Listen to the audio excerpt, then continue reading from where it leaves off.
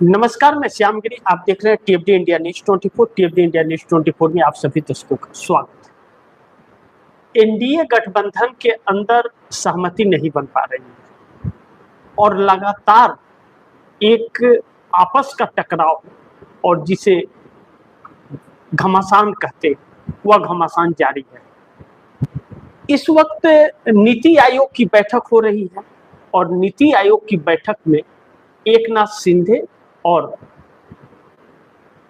चंद्रबाबू नायडू भी मौजूद हैं। लेकिन सम्राट चौधरी तो हैं बिहार से, नीतीश कुमार के डिप्टी सीएम नहीं है। कह सकते हैं कि मुख्यमंत्रियों की बैठक है।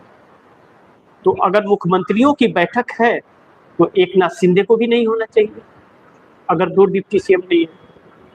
बात क्या है? बात तो ऐसा नहीं है कि जिसे नजरअंदाज कर दिया जाए।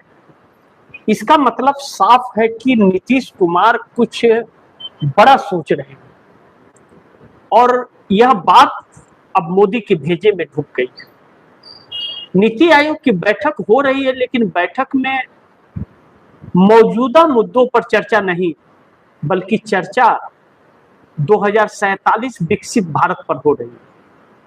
बड़ी दुर्भाग्य है कि कहते हैं यूपी बिहार के अंदर कि आज मेरे घर पाहुन,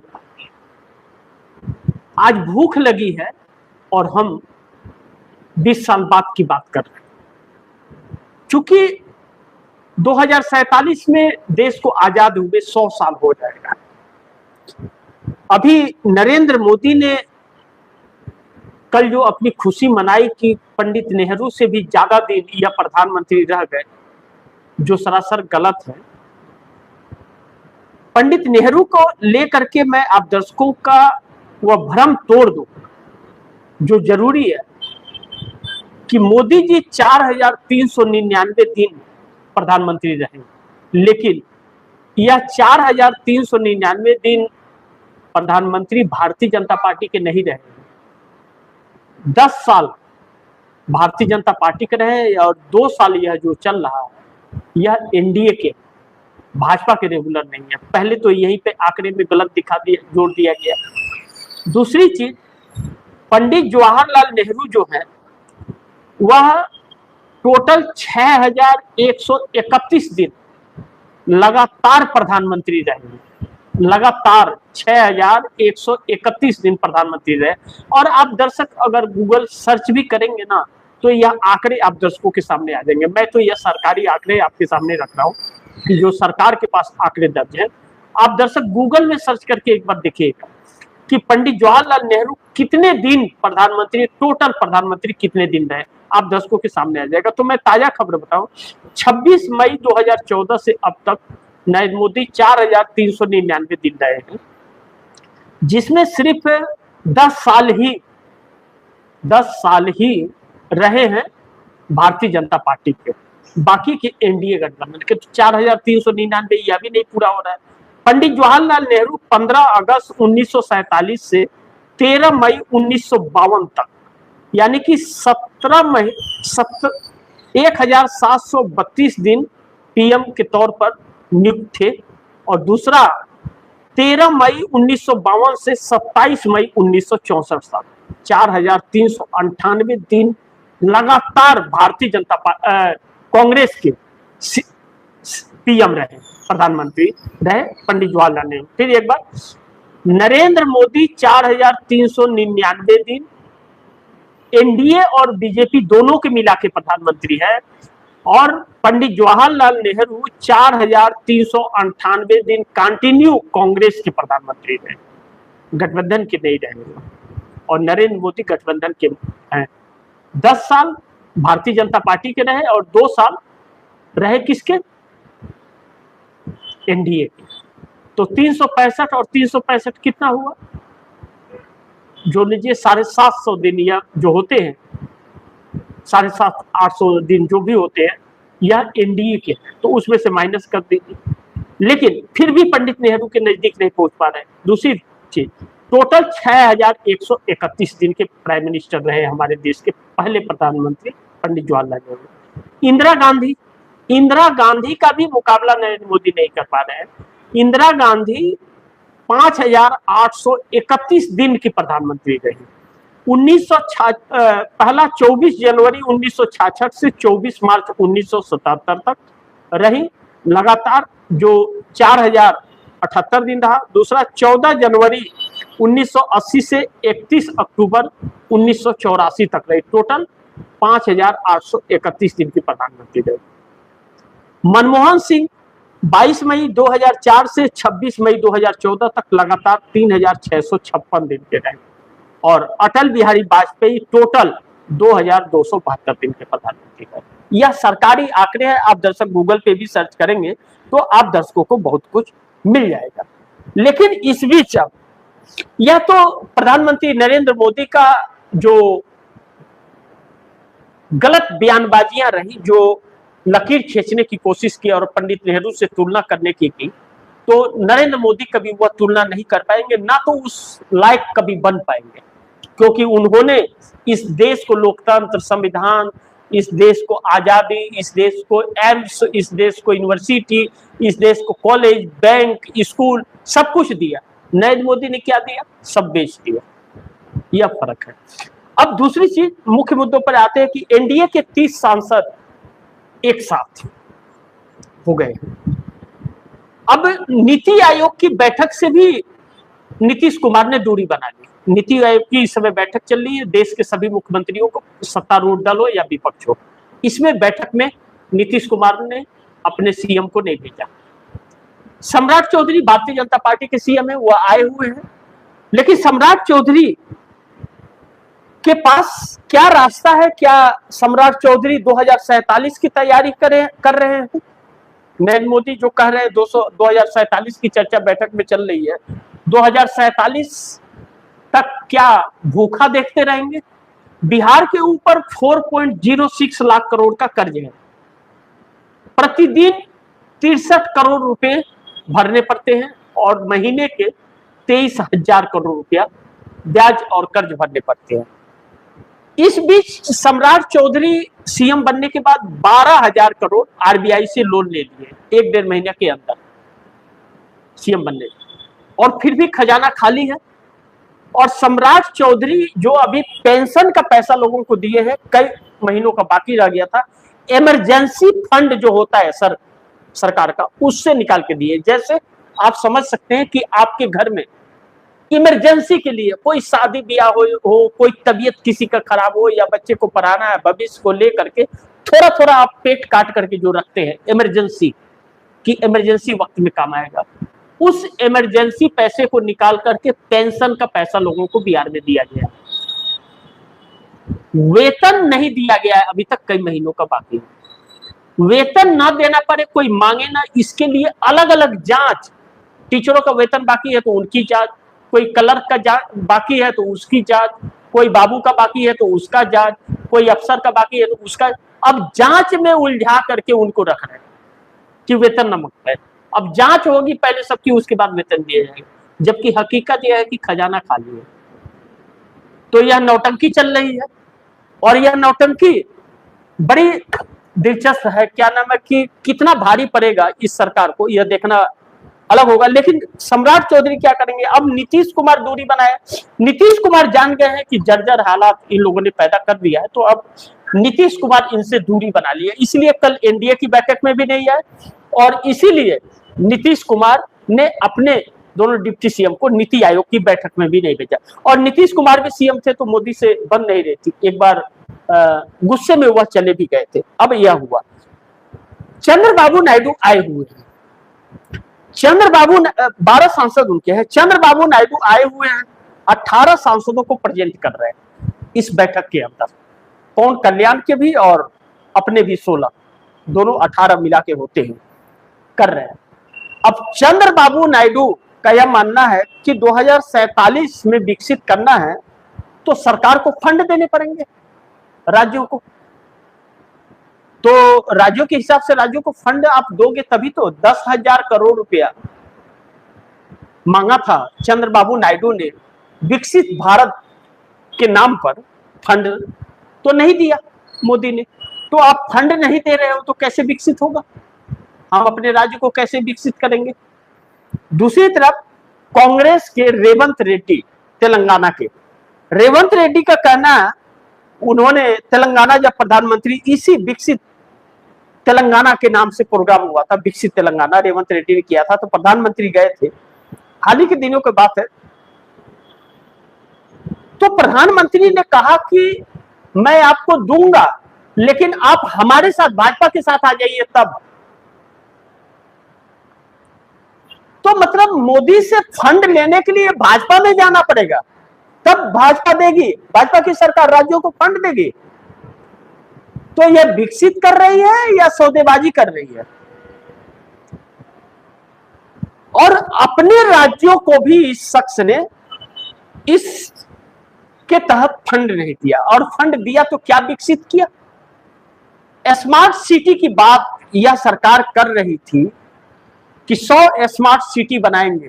आपको कहीं स्मार्ट सिटी नजर आ रही है क्या? एक भी कोई स्मार्ट सिटी बता दे कि नरेंद्र मोदी ने स्मार्ट सिटी बनाई। नरेंद्र मोदी ने एक एक गांव गोद लेने के लिए कहा था अपने सांसदों को, और खुद कोई गांव गोद लिया क्या? या किसी सांसदों ने किसी गांव के लिए कुछ किया क्या? एक गांव कोई बता दे, एक गांव कोई बता दे कि ले करके उस गांव का विकास भारतीय जनता पार्टी के किसी विधायक ने, किसी नेता ने कर दिया है? किया है क्या? नहीं किया। लेकिन विकसित बनाएंगे। हकीकत जानते हैं आप दर्शक क्या है? चंद्रबाबू नायडू यहां भाप गए हैं, और चंद्रबाबू नायडू अब इनके साथ नहीं रहने वाले हैं आने वाले दिनों में। अब चंद्रबाबू नायडू और नीतीश कुमार, इन दोनों के 30 सांसद जो है ना, वह मोदी भी जान रहे हैं और वह भी कि इनके साथ रहने में अपने अस्तित्व को खत्म करना और देश का गद्दार के नाम पर अपने आप को स्थापित करना होगा। यह बात अब उन लोगों के समझ में आ गई है। यह वजह है कि नरेंद्र मोदी अलग अलग पाखंड कर रहे हैं और किसी भी तरह से अपनी सत्ता बचाने के लिए नरेंद्र मोदी इच्छुक हैं। यह बैठक अचानक में जो बुलाई गई है, यह एक प्लानिंग के तहत बुलाई जाती है, बहुत खुले तौर पर, लेकिन अचानक नहीं बुलाई जाती है। अचानक यह बैठक नहीं बुलाई जाती है। अचानक बुलाने से कोई भी मुख्यमंत्री अपना पूरा खाका लेकर के नहीं आ सकता उसमें। लेकिन यहां तो सब चौकन्ने हैं, क्योंकि धोखेबाज है भाजपा, धोखा देना इसका काम है। तो सब तैयार रहते हैं 24 आवर कि बुला लो कभी भी। इसके लिए एक फाइल अलग से वो तैयार करके रखते हैं कि जब भी अचानक बुलाए तो मुद्दे लेकर के अपने बैठ जाए। अब ऐसे में चंद्रबाबू नायडू को नरेंद्र मोदी से 1.5 लाख करोड़ रुपए चाहिए, और नरेंद्र मोदी 1,500 करोड़ रुपए देने के भी हालात में नहीं है, क्योंकि खजाना ही खाली है केंद्र का भी। कहते हैं जो गति तोरा सो गति मोरा, रामा ओ रामा। जो राज्य का हाल है वही केंद्र का हाल है। केंद्र का भी खजाना खाली और राज्य का भी खजाना खाली, क्योंकि दुर्भाग्य यह है कि कर्ज अब इतना हो गया है कि इन्हें कर्ज भी नहीं मिल रहा है। तो अब करे क्या? तो अब ड्रामा और नौटंकीबाजी ये लोग कर रहे हैं, बेच खसोट के खा पी रहे हैं, और सत्ता, डर है कि सत्ता न चली जाए, सत्ता बचा रहे हैं, नहीं तो इनके बहुत बुरे हालात होने वाले हैं। ऐसे में एक नई तकनीक का उपयोग करना चाहिए और खुद के देश में वह व्यवस्था करनी चाहिए जिससे अपने देश के ही प्रोडक्ट निकले, जिसे नरेंद्र मोदी करने में असफल है। कहते हैं make in India. Atal Bihari Vajpayee shining India लाए थे, ये मेक इन इंडिया लेकर के आए। मेक इन इंडिया कहां दिख रहा है? 3 लाख से ज्यादा एमएसएमई कंपनियां बंद हो गई। तो जो कांग्रेस की सरकारों ने किया था एमएसएमई, लघु उद्योग कंपनियां, उससे इस देश के मिडिल क्लास को सर्विस मिलती थी, और आपने वह खत्म कर दिया, बंद कर दिया। 3 लाख लघु उद्योग कंपनियां बंद कर दिया। 3 लाख का मतलब समझते हैं? एक एक कंपनी में 200, 250, 300 लोग काम करने वाले। 50 लोग, 100 लोग काम करने वाले, जो मध्यम वर्ग के लोगों को काम देते हैं, अच्छी सैलरी देते हैं, उन कंपनियों को बंद कर दिया, चंदे के धंधे में बंद कर दिया। तो जब तक वह नहीं होगा तब तक सुधरेगा नहीं हालात, और न तो लोगों को नौकरी मिलेगी। यही वजह है कि 63% हमारे देश के लोग बेरोजगार हैं इस वक्त। 67%, सोचिए, तकरीबन 100 में 70 लोग बेरोजगार हैं, और जिसमें रोजगार मिलना था वह बंद कर दिया। अब चूंकि यह इसलिए एमएसएमई कंपनियां नहीं शुरू करा सकते क्योंकि अडानी के गुलाम है, या अडानी इनको ठोकेगा धक्के। अडानी हर प्रोडक्ट में घूम रहा है कि फूड से लेकर के हर चीज दूसरे जगह से खरीद रहा है, ले आकर के मॉल में बेच रहा है। तो छोटे दुकानदारों को भी खत्म कर रहा है, एमएसएमई कंपनियों को भी बंद। तो रोजगार मिलेगा कहां? कहां मिलेगा रोजगार, बताइए। तो अब इनके बस की बात नहीं रही। इसका एक ही समाधान है कि इस सरकार को बदल दो। यह बात अब पूरी तरह से नीतीश और नायडू के दिमाग में बैठ गई है, अन्यथा और बुरे हाल, और बुरे हाल होंगे। तो यह डर है इन लोगों को कि ऐसा ना हो जाए कि फिर कांग्रेस की सरकार आ जाए तो सब मिट्टी पलित हो जाए।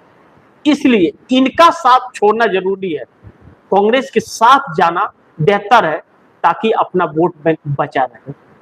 अब ऐसे में नरेंद्र मोदी का हर दांव उल्टा पड़ गया है, और एनडीए के यह 30 सांसद एक साथ मोदी का खेल दिल्ली में बिगाड़ रहे हैं, और पूरी तरह से। आप सोचिए, मोदी का खेल बिगड़ेगा या नहीं? या 30 सांसद साथ छोड़ दे तो सरकार कहां है? कहीं नजर आ रही है? तो नीतीश की तैयारी जबरदस्त है,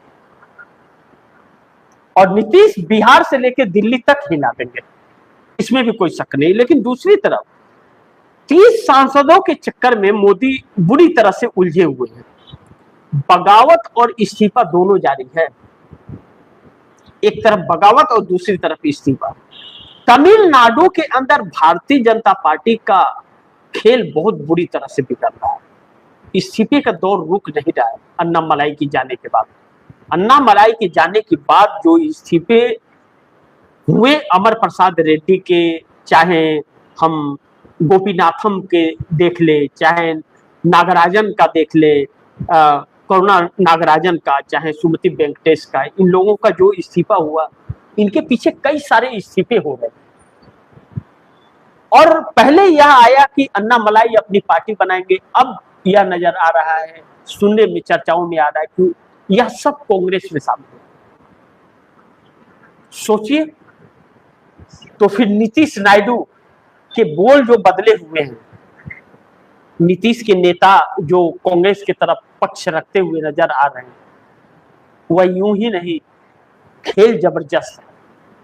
नीतीश नायडू की तैयारी जो है बहुत जबरदस्त है इस वक्त, और मोदी उसे लिपापोती करने की कोशिश कर रहे हैं, लेकिन हो नहीं पा रहा है। और दूसरी तरफ ममता बनर्जी को तोड़ने की कोशिश कर रहे हैं, तो वह सारा कुछ खेल खराब करती है, तो और भी अपने पैर पर कुल्हाड़ी मार दे। इसीलिए कहते हैं कि विनाश काले विपरीत बुद्धि, जब विनाश होना होता है तो बुद्धि भ्रष्ट हो जाती है। इस वक्त मोदी की वही चीज हो गई। तो बाकी आप दर्शक क्या सोचते हैं, आप दर्शकों की क्या राय है, क्या सुझाव है, कमेंट बॉक्स में जरूर दीजिएगा। इस खबर को ज्यादा से ज्यादा शेयर कीजिए, अपने दोस्तों को भी कहिएगा आगे शेयर करें, और आपने टीएफडी इंडिया न्यूज 24 को सब्सक्राइब नहीं किया, सब्सक्राइब कर लीजिए, अपने दोस्तों को भी कहिएगा सब्सक्राइब करें। मिलते हैं अगली खबर के साथ, तब तक के लिए नमस्कार।